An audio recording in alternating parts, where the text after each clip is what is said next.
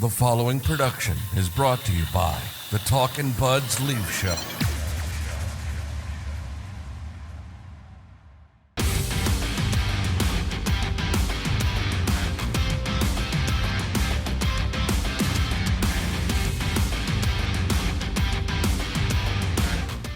Talkin' Buds Leaf Show, a rare Saturday edition of the Talkin' Buds Leaf Show. A weird sort of Friday, Sunday weekend, as opposed to your usual Saturday night hockey night in Canada. Can I spin a little yarn for you here off the top? Yeah, go for it. So, I have not been to a ton of Leaf games post-pandemic. I haven't had like really the opportunity to go down. I'm also someone who's like pretty vocal and open about like, unless it's like a playoff game. They talked about this on Dangle's pod a few weeks ago. Unless it's like a high stakes playoff game, I'm happier to sit at home and watch the game and see everything and not spend $25 on a beer and do all that. So it's like, it's not something that like I do all that often. So me and my buddy last night, let's get some last minute tickets. Let's go. He and I were downtown for a concert anyway. That didn't start till later on. So we're like, let's get some last minute tickets and let's go to the Leaf game. And sure enough, the first Leaf game that I go to this season is just a burn the tape 6-2 ugly loss to the Ottawa Senators. A weird game too. Like we got there right as like the player intros were happening. And they're like starting in net Ilya Samsonov. And I'm like, what? Like, where's Matt Murray? And then during warm-up, Nylander hits Murray in like the collarbone. And my understanding is Murray pulled himself. Yeah, he went right to the bench, talked to a trainer, and he was done. It was a very quick interaction what I saw on the broadcast. Does that worry you? I don't know. It's kind of like, I mean, it's hard to believe that goalies like don't get hit there more often because if you look at them up close on the broadcast, like they don't have a neck guard on. They have no neck protection at all. So, and it's not like Nylander came in and clapped one. He just kind of shot it on net and hit him on the collarbone. And who knows if it's serious or not. But I mean, it looked like he got hit. He went right to the bench and he pulled himself out. I just think, there's been a lot of questions about Matt Murray and like if he's okay upstairs and like dealing with injuries. And like, ironically, they were playing Ottawa last night and his rep in Ottawa was he never played. He was hurt all the time. So I don't know. And then you throw, it was compounded because Samsonov's been on a heater. He shows up at the building. He's not expecting to play. I'd imagine your pregame routine when you're backing up is different from when you're actually playing. Oh, of course. So he finds out last minute that he's going in. His head's not in the game. Like the team in front of him was brutal, but like he didn't have his best game. And now you worry, like, is this a momentum killer for the heater this guy's been on? Yeah, maybe. Yeah, he did not have his best game at all. He got beat on a lot of clean shots, but it was just, to me, it was just compounded with 34 not being in the lineup. Yeah, like so it's just Auston Matthews. I find it again, pick up Leaf, not 2 minutes after I grab the tickets to go to the game. Leafs PR tweets out, Auston Matthews on the shelf 3 weeks with a sprained knee. And it's like, oh my God. And the 2 games he missed, it was more load management. So you're like, all right, that's fine. Like I could see them giving any like 2 games off to anybody who has a nagging injury, but 3 weeks. And you brought up a good point that maybe this is the best time of year for this to happen. But yeah, they've got the new thing they started a few weeks ago, the bye week coming up after the All-Star break, which I think is a good thing. Like, yeah. Quite honestly, like as two people who watch every single game, it's nice for everyone to just take a few days. I'm going to be completely honest. I'm really burnt out, and I'm looking forward to the All-Star break and a bye week. Yeah. I'm really looking forward to it. And listen, I'm not saying I fully believe that Auston Matthews has a sprained knee. And I'm not saying that this is like there's a conspiracy going on here, but I also don't think Auston Matthews is upset that the sprained knee is going to keep him from participating in the All-Star weekend festivities. Yeah. That's just my opinion. No, it is a good time for it to happen. It really is. It's just watching this team without him Oh, it's painful. for any stretch of time. Painful. Is It is painful it just watching makes them me without him. like really stand behind my theory of Pay this guy. you just whatever he pay wants. this guy whatever he wants and make sure he's a Maple Leaf for life, and you figure out the rest. So I don't want to dwell on the 6-2 loss to the Sens. In isolation, it's just a bad game. Wonky thing happened in the warm-up. It's a weird Friday night. It's just a weird game. But if you look at the last week holistically, like the loss to the Habs and then the 2 wins against the New York teams and then the loss to the Sens, there's good stuff in there. Like the come from behind win against the Rangers and like just they're bad. But you're seeing old leafy things starting to creep in, which I would call concerning. 2 things stand out for me. One, if you go back a few weeks to when we were in November, early December, and we had Sam McKeon and Dean on and everyone, we're talking about, man, this team, their defensive structure this is the best they've ever played structure-wise. That's gone. The amount of clean looks that they're giving up in their own zone, the amount of turnovers in their own zone is off the charts. The structured defensive zone play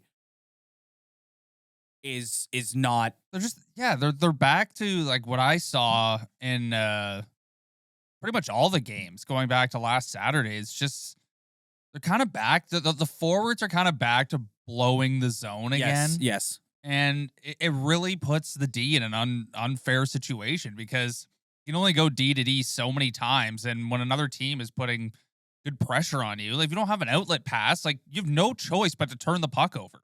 Like it looks like a bad turnover for Riley, Timmins, any of those guys. But when your forwards aren't back to give you support and they're blowing the zone and they're leading into what you said too, it's like all of a sudden they're scoring the type of goals they used to score too, where it's like sometimes when they blow the zone, it works out and they do get opportunities, but it's kind of led back to the D giving away pucks because they got no one to pass it to. There's no outlet there. So so they're giving up a lot of great chances, like trying to leave their own zone because they got no one to pass it to. It's kind of a moot point now that he's hurt, but there was a couple things I saw this week with Matthews and Marner back together that I didn't like. I don't know what it is about playing with Auston Matthews that makes Mitch Marner want to just do nothing but behind the back, between the legs passes. But it's just like, stop doing that. Like, stop doing that. He was so effective when he was on his heater earlier this year because he was just dominating in the offensive zone and getting pucks on net and shooting and whatever. And I don't know, man, like you put 34 on that line with him. And I actually think Matthews, as a sidebar, Matthews out of the lineup, you really notice how important he is defensively too. Like he always picks up his guy in the defensive zone. And I don't know. There's habits creeping back in that are concerning. I've also noticed that Matthews is a lot faster than I give him credit for. Like he really pushes pace. Like him and Nylander both do an incredible job of taking the puck from their own end and entering the ozone. And when he's not in the lineup and John Tavares is your number one center, even though I will say that Tavares did have a pretty good week, a little bit of a bounce back week, but you really notice that the team's speed and their top 6 really drops without Matthews up there. That's a good transition into my second observation. And I'm going to say this, and someone watching is going to be like, that's literally the case with every NHL team.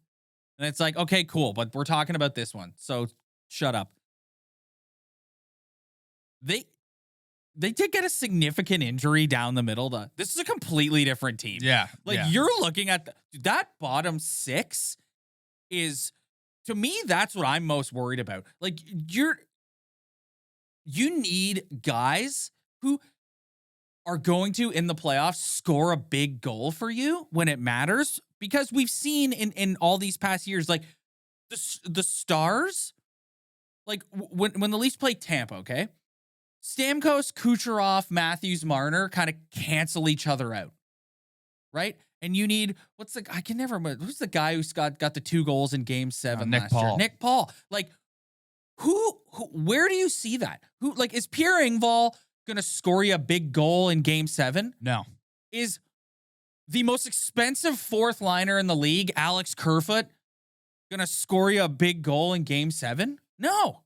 It's like you're looking at it and you're like, this isn't good enough. And like, I'm gonna give you your flowers right now, okay?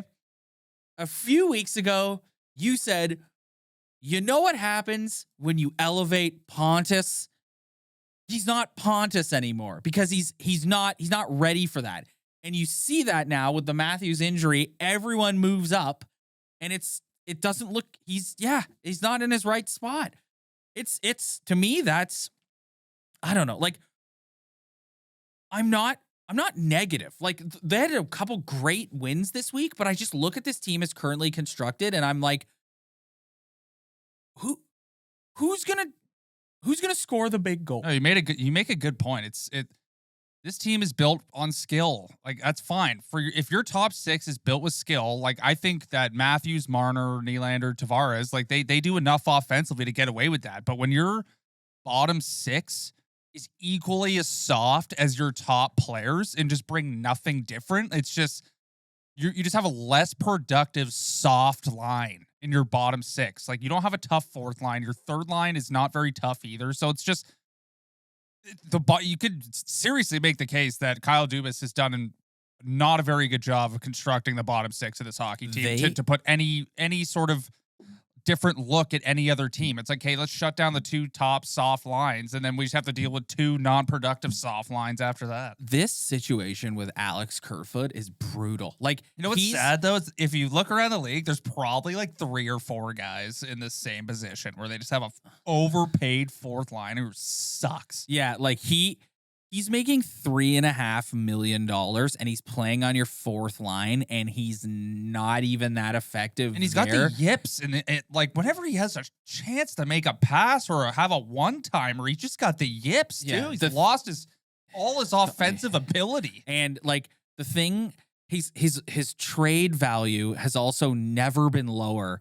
And this is, dude, I laugh so hard when some of these like delusional Leaf fans on Twitter who are like, this is the deal I would make to bring in Timo Meier. And it's like, San Jose is going to make that deal? Are you kidding me? Like, they're like, oh yeah, sure, we'll take Alex Kerfoot back. Well, they're tanking anyway. No. Yeah. No. I mean, these are two very prominent cases of the firing of Dubas. Yeah, like that is gonna go down as one of the worst trades in Maple Leaf history. And Kerfoot, he basically traded Nazem Kadri, who eventually won a Stanley Cup as a second line center, which is what your team needs, for Alex Kerfoot. I know Barry was in there, but that guy doesn't exist to me.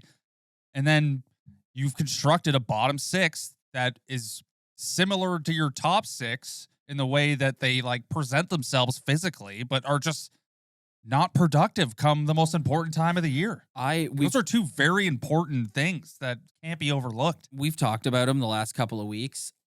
If I wanted to sit down, I would really have to think, if there's, in all my years watching the Leafs, if there's a player that I find more confounding and frustrating than Pierre Engvall.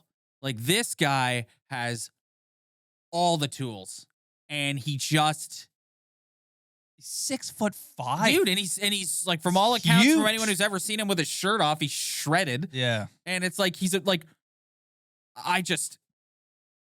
like, what are you, man? Like what are you? Like, I look at him and I'm like, you don't score enough to be an offensive like depth piece, but you're also not that great defensively. So what are you? He's literally just a north-south He's a guy. winger. Yeah. He's a guy. He's a guy who can only be effective north-south. As soon as this guy tries to move laterally, he's awful. Well, he like, also you know? does. Well, But like, if you were a great forechecker, then it's unreal. Be a north-south guy, but you don't hit anybody, and you're like, and then they've got another like Bobby McMahon. Like there's a lot of things about Bobby McMahon that like there's a lot to like about Bobby McMahon. Like big guy, like whatever. But again, it's like you're just another guy. And the guys that call it from the Marlies, like Joey Anderson, nice hockey player, but like a guy. They don't have any like difference makers in their bottom six. They don't have a guy who is gonna go out there and score you a like, remember, like I always think about when the Pittsburgh Penguins won their back-to-back cups or went to the cup final back-to-back years against the Detroit Red Wings. And the second year when they won and they're in game 7 and Max Talbot scores both the goals for the Penguins. It's like, who's doing that on this roster? Who in that bottom six is going out there and scoring you a big goal? I don't think you can get like one guy to put on your third line. It's just there needs to be like a line identity, you know, and that line identity is just soft. Yeah. Like, you know, like sometimes they do cycle the puck well in the, it's not like they're awful all the time. Like there are some games where Engvall, Herfoot, and Kampf, when they're on the third line, do a good job of cycling the zone and putting pressure on. But at the end of the day, when it comes down to the big boy time of year, they don't have that.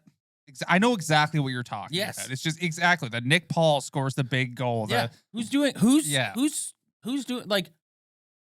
scoring that goal? I don't know. Yeah. And it's concerning. It's very concerning. Yeah. Yeah, it's not great. I don't feel great. I mean, the only thing I can feel better about is say they're going to play Tampa tomorrow, okay? Like I don't feel good about their bottom six. I don't feel good about a lot of things. The only thing I feel good about is that one of their elite players wearing the number 88 has stepped it up to another level, and maybe he can help them get over the top. I don't know. But the bottom six, I don't feel confident at all. Yeah, and I don't know. That was my big takeaway watching that last night. And it's like also the Black Bieber unis, it's the same when you're there in person. Like you can't see who it is, the numbers on the back. Yeah. Yeah, I just was watching it last night and I'm like, look, like this has been a challenging season. And I've one of my buddies, he's the biggest diehard Leafer of all time. And he just flat out said, he's like, I'm having a hard time watching this season so far. Oh, there's so many reasons for that, man. Like it's why is he having them? Let's like for him, like he's like, we're doing a weekly show. So we're watching every game. I think there's like 2 games I haven't watched this whole year. So like you're living in it when you're watching it that much. So it's like you can't just come on here every week and be like, oh, it doesn't matter. Nothing matters. The only thing that matters is April. Like there was a stretch there where we felt great about the way this team was playing. And like they looked great. And for a second you're like, wow, maybe they can do it. But they were just on one of those hot runs. But for someone who isn't invested every single game, but still is a diehard Leaf fan, like they do have the mentality of this all doesn't matter. Like it really doesn't. Like, well, and this brings me, and they've been talking about this a lot on Overdrive lately about, I think a part of this too, Ryan, like this is a league problem. Like the hard cap, nobody can make a trade. Like nobody, like these poor guys, like the Elliot Friedmans of the world who like, what are you reporting? Nothing. Like you can't do anything. The Leafs and Lightning, we've known that the Leafs and Lightning are playing each other in the first round since mid-November. Yeah. Like, so like, that's why last night, like I'll give them a pass on just like kind of mailing it in, especially in the third period against Ottawa, because like they know that like it's happened. Barring some sort of epic collapse, which I don't think is going to happen. Like this is it. Yeah, like, they might there's no play. way this is good for business. There's no way. Like, could you imagine if they were in like a race for the division with the Bruins. And now part of this too is because Boston is just having this incredible renaissance of a season. But if they were in a race for the division, if the division was more competitive, then it probably would make a difference. Yes, and I think, and also the way the playoffs work, where you have to get out of your division first. It's not like if it was the old 1 through 8 thing, and even if I'm pretty sure if you lined it up right now, if it was 1 through 8, they'd still be playing Tampa. Yeah, that's what I don't get is people want to go back to that format, but it kind of always works out to what it is now. But I think if it was 1 through 8, you'd have more of a chance of like, what if Pittsburgh catches Tampa and then they play Pittsburgh in the first round? What if the Rangers catch the Leafs and then the Leafs drop down? You can move around more. Yeah, I think it just allows for more. Like, this is such a bad idea. It makes your division look kind of like less important, and it's more just kind of the Eastern Conference again. Dude, it's such a like Gary Bettman just makes poor decision after poor decision after poor decision for the health of this league. This is the Toronto Maple Leafs are like part of yours and my like DNA. Like, we grew up watching this hockey team. We're diehard fans of it. So that's why we watch, and that's why we love it, and that's why we're there. But if you're a new person and you're like, I want to watch the National Hockey League, I want to try and become a fan of the National Hockey League as a product is awful. It's awful. It's awful. Like, there's no like, look at the NFL. The NFL playoffs is still going on. And it's like, are they going to trade Aaron Rodgers? Where's Tom Brady going? Oh, all these coaches get fired. All these new coaches come in. The NBA, there are people who will tell you that they like the NBA offseason better than the actual season because there's movement, right? It's like, it's brutal. Yeah, but Gary's happy because the Seattle Kraken are 4th in the Western Conference. Oh my God, man. Like, it's not a good product. It really shows you where the NHL has come. Like, when in the early 2000s, late 90s, when like Nashville, Columbus, Atlanta came into the league, like they never got to a point where they were good right away. Like, they sucked for years to the point where some of them didn't even survive. Like, Atlanta didn't even survive. You have Vegas, an expansion hockey team, makes the Stanley Cup final in the first year, and then Seattle, second year, they're in 4th place. They're an unbelievable hockey team. Like, that's why the hard. So that is Gary's number one priority, and that's why the hard cap exists. So there's parity and all these, which is all he cares about. Yeah, it's all he cares about. Yeah, but I think, like, as a product, I think there's pros and cons. Like, I think if they had a soft cap where the Leafs could go get someone and pay a luxury tax for doing that, I just think I'm not going to criticize them because it's the networks that make them do it. All these guys are going to get up at 8 a.m. on March 3rd or whatever the trade deadline is and sit there with their suits on and be like, today's the deadline. It's like, nobody can afford to do anything. Nobody can afford to make a move. It would be nice if, like, all these names actually had an opportunity, which, like, they may go. Like, I think the Canucks are a very motivated franchise to actually get stuff done. But on a year-to-year basis, it'd be really nice if all the names on top of the quote-unquote trade board were actually tradable because teams had the ability to trade for them. Like, could you imagine the Canucks right now if it was a soft cap? They'd be able to unload all these guys and teams would go get them, and then you'd have the kind of the top teams like Carolina, the Carolina Hurricanes, second in the Eastern Conference. Okay, imagine they were like, you know what? We're going to pay the luxury tax and we're going to go get Bo Horvat and we're going to do that. And that's going to put us over the top this year. And we're going to make a run and we're going to try and win a cup. Kyle Dubas, guy's job is on the line, for God's sakes. You know what? We're going to go and we're going to get Timo Meyer or Ryan O'Reilly or whatever. And we're going to pay for it. And we'll eat the luxury tax because we are trying to win a Stanley Cup.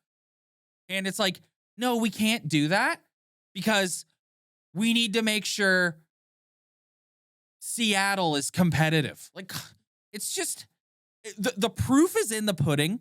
How many people are going to watch the Kansas City Chiefs have become sort of this era's New England Patriots. How many people watched, as much as like you're a fan and they have like a diehard following, the Dallas Cowboys?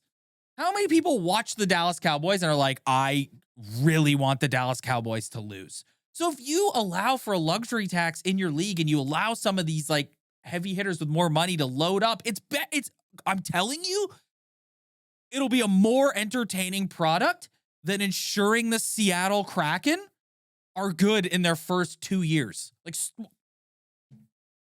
what are we doing?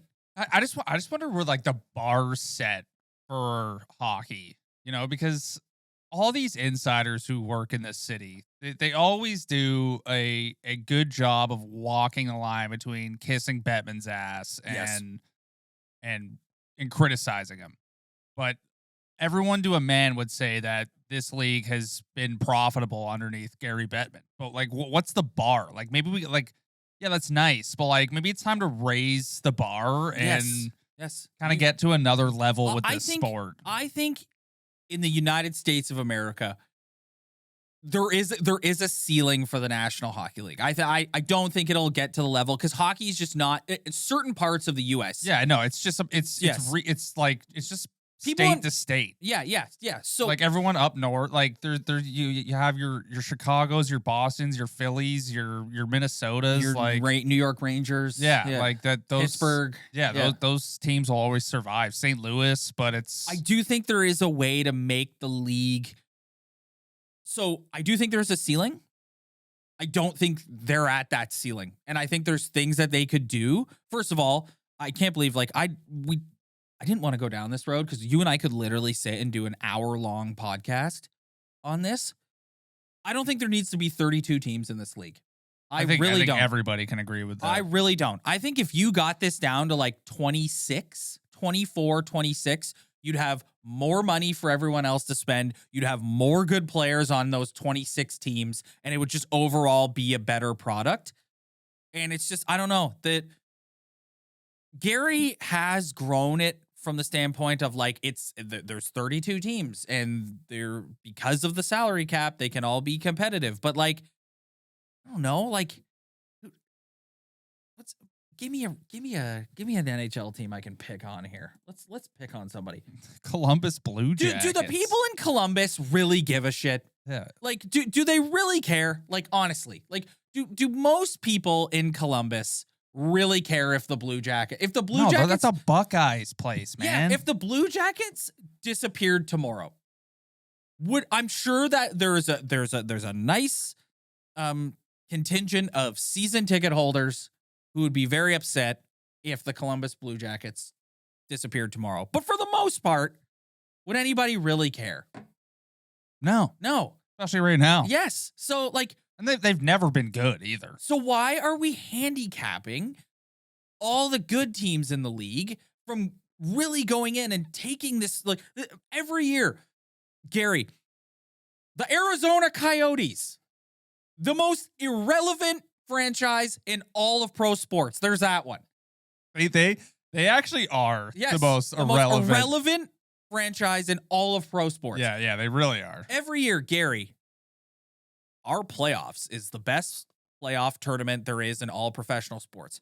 I don't disagree. You know what would make it better?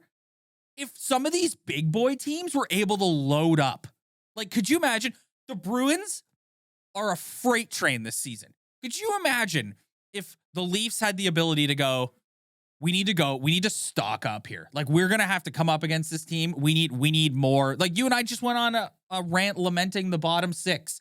Wouldn't it be great if they could go get someone, pay a little extra money, and go and get someone to load up that, like, God.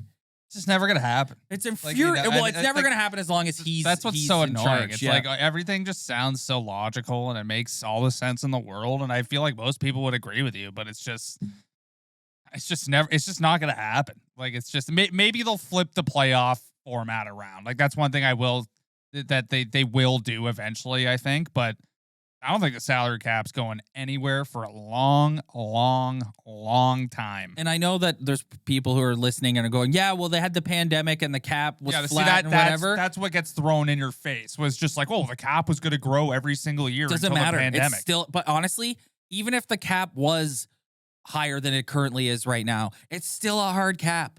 Every team. So like, if you're a cap team right now, even if you added $10 million to the salary cap, that all those cap teams would still be cap teams. There's no difference. I always like the concept of having like one, like, I forget who brought it. It might have been Merrick, where it's like you just have one player exempt from your cap. Yes. Like Auston Matthews is your max player. Because you know why that is such a good idea? Because it would make it more entertaining, Gary. Like, man. It's just like you have a max player and that player doesn't count against the cap, and then you get to fill around that player. I brought Vancouver up, okay? They're in the worst spot you can be in because they've got to unload all these guys and they've got to start again. Could you imagine if there was like a luxury tax or something?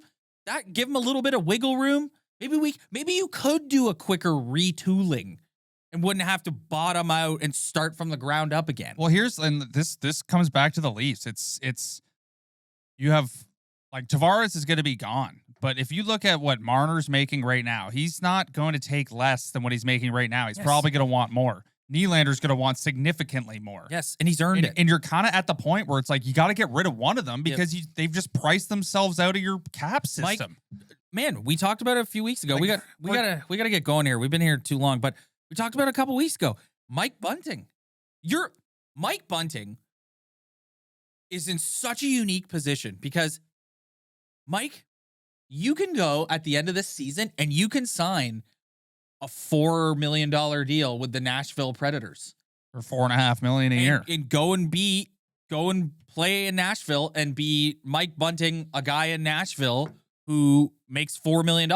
Or you can probably sign here for $2 million and leave $2 million, a lot of money, leave $2 million on the table, but you're a Toronto Maple Leaf.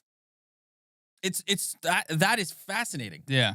The same thing happened with Zach Hyman, and he chose to go to Edmonton. And you know what? Right now, it looks like he made the right decision because the guy's got 25 goals now. Yeah. Anyways, like we haven't really talked about this a whole lot this year, but I had this moment lately where it's like, because we're getting closer to the deadline, and I'm so tired of everyone just drumming up all this like fake interest in trades. People can't do it. It is so hard to make an in-season trade. And people are truly bored because Drager was like, it's still way too early. And we're already like 2 or 3 weeks into talking about the deadline. Yes. And it's still over a month kind of far away. Yeah. Like that's how there's nothing to talk about. Yes. Nothing. It's boring. Because you can't do anything. No. Because the Leafs are second in their division and they're playing the Tampa Bay Lightning, and we've known that since November, and neither team can start preparing for that and go like have an arms race develop and start stockpiling depth pieces because it's a hard cap and you just can't do it. No, you can't. You can't. It's brutal. I don't know if Kyle, like, whatever. We got a lot. Yeah, we got a lot more time talking about this. Yeah, we got a lot of time, and it's like, I don't know, man. Like, it's brutal. Like it's a brutal spot to be in. Yeah. Oh, I'm glad that we got that because I've been wanting to rant about that for a while because God, come on, Gary. Like, this league there's another level that it could go to that could make it so much better. And it just can't go there because we have to account for the friggin' Arizona Coyotes, for God's sakes. Yeah. Yeah. It's just, I mean, there's two different things. There's things they can actually adjust. And then there's like pie in the sky things like getting rid of franchises and shortening the schedule, which are two things that are never going to happen. But if there's just a good brainstorming team that likes like being a little looser on the cap or finding ways for teams to get better rosters, like that would be nice, you know? The thing about Gary Bettman that is so frustrating, and this is the last thing I'm going to say. keeping the Arizona Coyotes on life support is For a while now, too. is more important to you than ensuring that the race leading up to your playoffs and in your playoffs is as entertaining and as engaging and as exciting as it could possibly be. Like, to me, like, Boston is arguably one of their top American markets, and like they're on a historic pace right now. They could have maybe the greatest regular season any team's ever had. Like, when you want that team to just load up Yes. and become an absolute Yes. juggernaut Yes. and plow Yes. through everybody in the playoffs. And I've said it forever, man. like, I hate the Bruins, but like, this is an opportunity to have like kind of like a team that everyone can hate because they're so good. I've said it forever. I've said it forever. I don't want to listen to your parody argument. It's dynasties and juggernauts are good for business. That's true, because the NBA, I find the NBA to be boring this year because There's no the like, juggernauts are kind of gone. Yeah. You know, it's just there's talented players are scattered throughout the league now. There's duos instead of trios. There's no more super teams. Maybe I didn't like the super team at the time, but there's a reason why the NBA is kind of boring this year. There's every team's kind of like, there's no dominant teams. I'm sitting down on Sunday and I'm rocking my orange and black because I'm so sick of the Kansas City Chiefs, but they're so good. Yeah. So it's like, it's so compelling. It's like, I'm tired of watching you, but you're so good. Ugh. Yeah. No, point taken. All right, we got to get out of here. We'll be back later in the week. We got the little break coming up, so we're gonna have to figure out, maybe we'll do some sort of special show in that little window. You can just continue this conversation on yes, then. on the state of the National Hockey League. Thanks everyone for checking us out. If you like what you see, hit that like and subscribe button below. Spread the word. Tell your friends. We really appreciate it. We'll catch you guys next time.